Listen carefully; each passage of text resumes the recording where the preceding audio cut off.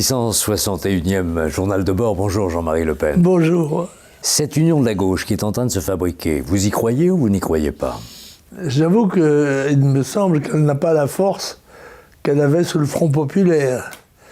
Et on va pouvoir faire d'ailleurs un test là de ce que certains appellent la gauchisation de la politique française. Moi, j'y crois pas beaucoup. Moi, je crois que le courant populaire porte à droite. Une droite malheureusement divisée, mais enfin, c'est toujours comme ça, bon, on sait. Et je ne crois pas au succès de Mélenchon ni de son Front Popu numéro 2. Mais après tout, c'est peut-être un exercice de style pour une prochaine fois. Il y a un côté bolchevique qui se réaffirme à travers Jean-Luc Mélenchon quelque part. Une radicalisation, une radicalité assumée, un islamo-gauchisme qui est à peine dissimulé et qui rejoint certaines tendances de l'écologie, certaines tendances extrêmes du Parti socialiste, et puis oui. Voilà. Mais ça ouvre aussi la voie à beaucoup de dissidences qui ne vont pas s'y retrouver. Alors cet équilibre-là, comment ça va se produire? Parce qu'après tout, c'est de la répartition électorale, on se partage des circonscriptions avec des candidatures uniques, ce qui ne donne pas le choix à l'électeur, après tout, qui veut pencher à gauche. Et puis il y a le côté anti-Macron, autrement dit, si vous voulez corriger l'élection présidentielle, vous n'avez qu'à suivre la voie de gauche. Et vous pensez que ça va échouer, ça? Oui, je pense. Je pense que ça n'a pas de chance d'être majoritaire, en tous les cas pas aux prochaines élections. Après, on ne peut pas savoir car ce sont les événements qui gouvernent beaucoup plus que les hommes, en fait, hein, les destins. Et en l'occurrence, il y a une chose qui me frappe tout de même, c'est l'incapacité de la droite à assumer l'écologie, qui, selon moi, par nature, est un concept de droite, puisque c'est un concept conservateur. Ça consiste à défendre les droits de la nature telle qu'elle existe, en fait, contre ces modifications plus ou moins artificielles et plus ou moins graves qui sont du fait de l'homme. Bon, et on laisse assez extraordinairement tout de même le monopole de cette écologie à la gauche. Il est maintenant acquis que l'écologie fait partie de l'ensemble conceptuel de la gauche. Or, c'est faux.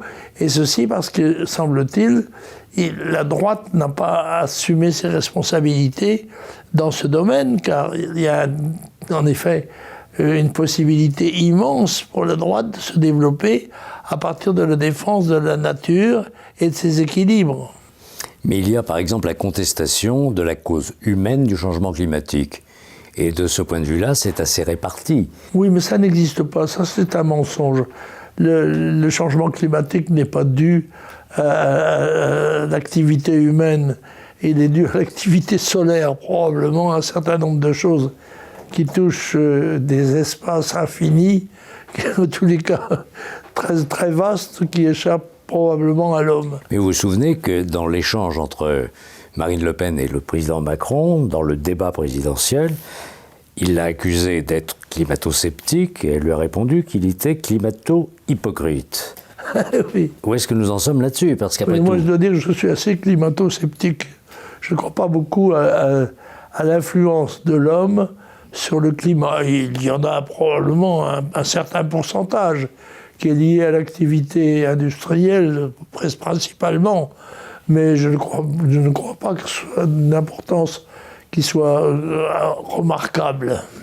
Mais alors, tout de même, dans ces élections législatives, s'il n'y a qu'un seul candidat sur une seule étiquette, même s'il existe des dissidences ici ou là de personnalités mécontentes d'être exclues de l'accord, un seul candidat, pour une seule cause, une seule identité de gauche, ça peut peut-être quand même donner des résultats importants. Oui, je ne crois pas. Je crois qu'en effet, la résistance qui va être opposée par ceux qui avaient été retenus au départ comme candidats va casser tout à fait la possibilité d'extension de la gauche. Elle était théorique sur le papier, ça tient debout, à mon avis, parce que ce sont des hommes qui sont dans les circonscriptions ou des femmes, eh bien, ça ne résistera pas à la vindicte à l'individuel, je pense. Alors vous avez remarqué que dans le gouvernement sortant, il y a des ministres qui font savoir qu'ils arrêtent leur carrière politique ou qui ne seront pas eux-mêmes candidats aux élections législatives. Ce qui donne le sentiment d'une forme d'usure, même quand on sort d'un mandat où on peut aspirer à une suite de carrières. Est-ce qu'on peut tirer une conclusion à cela, autrement dit, retourner à la vie civile alors qu'on a été pendant 5 ans ministre, alors que c'est quelquefois l'ambition de toute une vie, de l'être et de le rester. Il semblerait que cette passion politique-là disparaît au fur et à mesure qu'elle est exercée par des gens qui ont réussi à l'atteindre. C'est vrai, mais le nombre des ministres et secrétaires d'État est tel que on n'est pas sûr d'ailleurs de connaître, de retenir le nom de la plupart d'entre eux. Ils sont inconnus et ils ont le sentiment sans doute de pédaler dans le vide. Et cela, avec les fatigues inhérentes à l'activité ministérielle, peut pousser un certain nombre de gens à rentrer chez eux plutôt que de faire semblant d'être ministre. Alors, si on revient à droite maintenant, notre droite à nous d'une certaine manière, qu'est-ce que vous pensez de la décision de Marine Le Pen et du Rassemblement national de ne passer aucun accord avec Reconquête et avec Éric Zemmour et ses candidats? Ça, il s'agit de problèmes stratégiques, là, et il est difficile d'en juger parce que ce sont des projections à moyen terme ou à long terme. Il est évident que moi, comme je l'ai indiqué d'ailleurs dans une prise de position, j'étais en faveur de l'unité de candidature de la droite, d'un accord général qui permettait d'obtenir peut-être une victoire assez spectaculaire. Il semble que Marine Le Pen ait choisi une autre stratégie. C'est de sa responsabilité et je n'y interviens pas. Vous avez vu que certains analystes, par conséquent, font remarquer que les sociologies qui sous-tendent le vote Rassemblement national Marine Le Pen sont assez différentes de celles qui se sont exprimées en faveur de Reconquête Éric Zemmour. Et par conséquent, le mariage des deux aurait pu non pas former une addition, mais plutôt une soustraction. Non, je ne crois pas à la soustraction. Je crois quand même que malgré les réticences, la règle d'unité joue au deuxième tour et que dans le fond, on vote pour celui qui est le plus proche de vous, ou en tous les cas le moins éloigné. Voilà. Donc je ne crois pas du tout qu'il y ait une contradiction entre les électorats. Je ne crois pas... Une chose est de faire un programme commun, c'est différent ça. Mais au deuxième tour, il n'y a pas besoin de programme commun. Il s'agit d'éliminer le concurrent le plus remarquable. On reproche beaucoup à Éric Zemmour d'avoir prononcé une phrase qui mettait en cause le non Le Pen en disant, comme il l'a fait le soir du deuxième tour de l'élection présidentielle, c'est la 8e fois que la défaite frappe le non Le Pen. Et nous nous sommes rendus compte dans vos déclarations que vous ne l'avez pas pris pour vous. Non, mais la vérité, c'est que c'est le nom Le Pen, c'est parce que le nom Le Pen arrive second sur les 12 candidats à la présidence qui se présentent au premier tour. Voilà, la vérité, c'est cela. C'est vrai qu'on préférait voir le nom de Le Pen à la présidence plutôt qu'à l'opposition. C'est ainsi. Mais vous avez vu que cette remarque d'Éric Zemmour a servi plus ou moins de prétexte à une rupture, au fond. En disant, c'est honteux d'avoir dit ça. Bon. Oui, non, c'était pas très habile de le faire. Ça pouvait avoir une coloration un petit peu sceptique ou hostile, en tous les cas sceptique.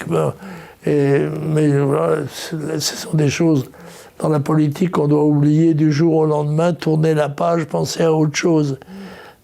Il y a donc au Rassemblement national des gens qui sont plus Jean-Marie Le Pen que Jean-Marie Le Pen lui-même. Sans doute. Dans la façon de le prendre et de l'exprimer. C'est possible, mais je suis un modéré, vous le savez. Regardons la situation internationale. Vous voyez que de semaine en semaine et presque de jour en jour, l'inquiétude d'une escalade se confirme. Oui. Je dois dire que je ne crains pas trop l'atomisation générale, en quelque sorte. La guerre nucléaire qui balayerait la civilisation et la surface du globe. parce que justement les mécanismes de riposte sont tellement sophistiqués que celui qui attaquera est à peu près sûr de recevoir, même de gens qui sont morts en face, les mécanismes joueront et le condamneront lui-même à la destruction. Je crois donc que cette espèce de peur réciproque est une des conditions de la paix. C'est la paix par la peur, mais ça n'est pas la moins efficace. Normalement, la dissuasion, ça n'est pas fait pour servir. C'était le principe même de la dissuasion. Oui. Ne pas s'en servir. C'est un petit peu, je crois, ce qui condamne ces forces monstrueuses au silence. C'est pour ça d'ailleurs qu'on va voir dans le défilé militaire les traditionnels chars d'assaut et autres unités d'infanterie marchant au pas, et quelquefois même au pas de loi. Sur la place Rouge, principalement, puisque nous arrivons à ce fameux 9 mai qui célèbre la victoire de l'armée rouge sur l'Allemagne hitlérienne. Oui, avec les autres alliés quand même. Oui, mais eux, on les oublie souvent. Oui. On pense principalement, nous, aux Américains et aux Anglo-Saxons, alors Oui. qu'on oublie l'immense effort de la Russie. Mais tout de même, c'est vrai, un immense effort des pertes considérables, tenant d'ailleurs à leur conception tactique qui ne ménage pas beaucoup le fantassin dans ce genre de... Au temps où l'URSS apparaissait comme sur le plan démographique quelque chose d'absolument incontournable. Eh bien, en fait, la Russie, qui est le plus grand pays du monde, n'a que 140 millions d'habitants. Et plus de 40 millions d'Ukrainiens, ce qui fait que... Oui. Comment est-ce qu'on peut occuper avec 140 millions de personnes un pays de 40 millions? Oui. Le rapport de force n'y est pas, là, quelque part. C'est sûr, c'est sûr. Vous diriez que nous sommes informés d'une manière loyale, en regardant les médias occidentaux, ou comme tous les Français, en allumant la télévision? Est-ce qu'il y a un effort de propagande qui déstabilise notre pensée, ou bien est-ce que vous pensez qu'on est à peu près informé de façon loyale? Je pense qu'il y a des manœuvres qui sont indéniables. Il y a des tentatives d'orienter l'opinion sur tel ou tel sujet, mais quelquefois sur un sujet précis et limité, c'est efficace. Sur les grands mouvements de la pensée, je ne suis pas sûr de l'efficacité de ces méthodes. Un petit mot de l'inflation. Pour la première fois dans mon petit village, je cite un exemple, il y a un petit écriteau, vous savez, dans mon petit village de la Sarthe, augmentation du pain de tant de centimes à partir de la semaine prochaine. Je n'ai jamais vu ça, moi, dans ma génération, je n'ai jamais vu ce genre de choses. Et nous entrons, à mon avis, dans une période où on va voir progresser les prix. Et cela au détriment, bien sûr, des salaires qui suivent toujours avec un grand retard. Et par conséquent, il y a là les éléments d'une tension sociale conjoncturelle, mais aussi stratégique, je dirais, conceptuelle. Et nous entrons dans une période de trouble. Et vous pensez que ça ne profitera pas à la gauche, ça? Il n'y a pas de réponse de gauche sociale identifiée à gauche par rapport à ce genre de mécanisme? Non, je ne le sens pas, en tout cas. Je ne la vois pas se mélanchoniser. À cause de l'extrémisme du personnage? Non, pas du tout. Justement, à cause de sa modération apparente. Il a mis trop d'eau dans son vin? Peut-être. Il a mis trop d'eau dans son eau. Un mot sur les livres de cette semaine. Alors le premier, je crois qu'on en a déjà parlé, mais c'est quelqu'un qui vous tient beaucoup à cœur, qui appartient à notre histoire, celle du Rassemblement national, quand il était le Front National. Fernand Le Rachinel, Mes 4 vérités. Ah oui, c'est un livre passionnant d'ailleurs, mais Le Rachinel, il faut s'en souvenir, fut le premier conseiller général du Front National. Non pas qu'il ait été élu comme Front National, il était conseiller général quand il a adhéré au Front National. Il a d'ailleurs été réélu, cette fois-ci, même sous l'étiquette du Front qui s'ajoutait à la sienne. sans lui apporter peut-être beaucoup de plus de voix que celle qu'il faisait par lui-même.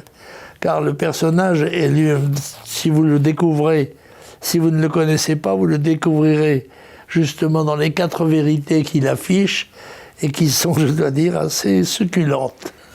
Alors, on peut rappeler aussi qu'il a été votre collègue à l'Assemblée européenne, puisqu'il a été, entre autres, député européen avec vous. Alors là, c'est encore autre chose qui nous plonge dans la vieille histoire, au fond, la vôtre, Bernard Plazet. Bernard Plazet, les bras m'en tombent. Les bras m'en tombent des mains. Alors, c'est un livre. Oui, je dois dire que le titre est assez pittoresque. Alors, Bernard Plazet, ça nous ramène à la rue Quincampoix, c'est-à-dire à la longue histoire partagée avec Jean-Marie Le Pen au fil du temps. Oui. Et ça, c'est très intéressant parce que c'est toutes les déviances sémantiques, c'est l'histoire des déviances sémantiques et par les mots, comment on arrive à corriger les esprits. C'est vrai. C'est passionnant. Quel travail. Ben, écoutez, enrichissez-vous l'esprit avec la complicité de Bernard Plazet. La France des caïds. Alors ça, c'est Gérald Pandelon aux éditions Max Milo. C'est un livre que vous venez de recevoir. C'est l'islamisation des banlieues et la progression considérable sur le plan démographique qui, à la limite, condamne au remplacement. Et si nous n'y mettons pas bon ordre le plus rapidement possible, peut-être nous sommes au bord de la limite de l'acceptation des difficultés et il faut réagir tout de suite, maintenant. Vous diriez que Jean-Luc Mélenchon, c'est le candidat du grand remplacement, mais de façon, non pas pour lutter contre lui, mais que ça commence à être... Oui, il se fait quelques illusions s'il pense que le grand remplacement lui fera une place. Et puis enfin, Jean Picolec. Alors, ce sont ces synthèses nationales qui éditent ce livre sous la signature de Philippe Randa. C'est une biographie rapide d'un de vos compatriotes bretons, Jean Picolec. Ah, je dois dire que je ne m'attendais pas à voir un ouvrage consacré à mon ami Picolec. En effet, qui a joué un rôle important dans l'édition, disons, de droite. Mais cependant, je vais lire ça, je ne l'ai pas lu, je vous le recommande, mais je ne l'ai pas lu. Il vient d'arriver. Mais il vient en effet d'arriver. Il en arrive d'ailleurs 2-3 par semaine. Oui, mais celui-là, c'est un ami personnel. Et en celui-là, c'est différent. Je le lirai avec un grand plaisir, parce que je sympathie pour Picolec, comme le titre le dit, l'atypique. Il a fondé sa propre maison d'édition et puis il a aussi dirigé la table ronde. Entre autres. Merci Jean-Marie Le Pen. À la prochaine fois. À très vite. Au revoir.